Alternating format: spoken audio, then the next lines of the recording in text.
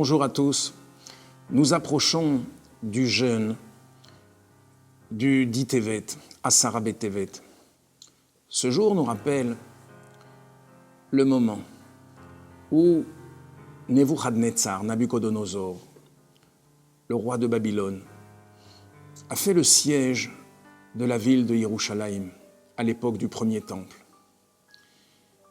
Ce jeûne est en réalité le début de tous les exils, car il a précédé le 17 Tammuz, jour où la muraille a été brisée.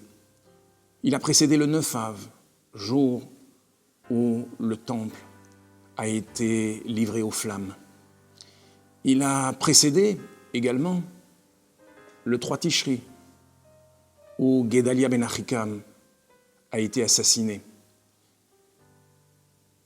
Et comme la destruction du premier temple a précédé celle du second, on peut dire que Asara B'Tevet est finalement la première étape du long exil dans lequel nous nous trouvons encore. C'est la raison pour laquelle le Haboud Raham explique que ce jeûne est le plus dur de tous les autres jeûnes, dans la mesure où s'il tombe Shabbat, eh bien, nous avons l'obligation de jeûner Shabbat exactement comme Yom Kippour. À l'époque où on sanctifiait le Rosh Chodesh par la vision de la lune, eh bien, Asara B'Tevet pouvait tomber Shabbat. Et dans ces conditions, le Haboud Raham affirme que l'on aurait dû jeûner Asara B'Tevet comme Yom Kippour. Eh bien, le Rabbi nous dit que Akadosh Baruch Hu, lorsqu'il envoie une épreuve, une maladie, eh bien, il envoie avant la guérison, la solution. Akadosh Baruch Hu magdim refoua lemaka. Dieu fait précéder le remède avant la plaie, avant le problème.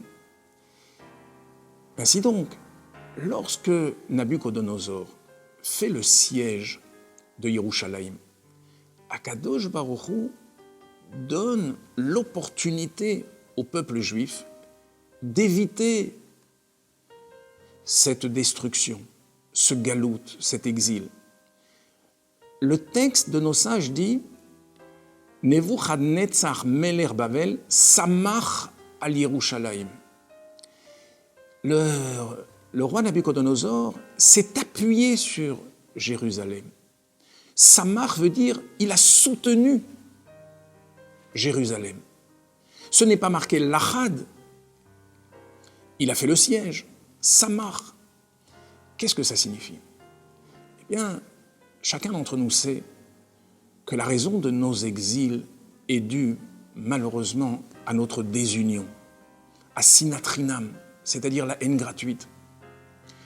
Lorsque Nebuchadnezzar a fait le siège de Yerushalayim, de Jérusalem, concrètement, qu'est-ce qui s'est passé?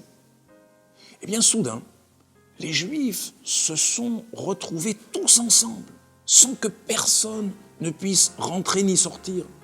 Les Juifs avaient la possibilité de retrouver non seulement un amour mutuel, mais une unité, Ardout Israël, une unité parfaite.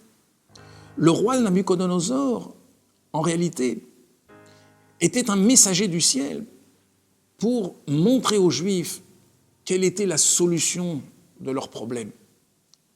Il les a en quelque sorte contraints à être unis. Et c'est cela l'antidote de l'exil.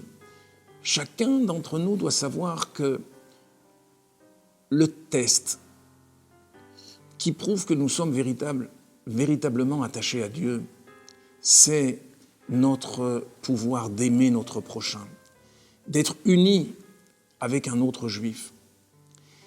À Ahavat Israël, l'amour du prochain n'est pas un luxe ce n'est pas quelque chose de supplémentaire.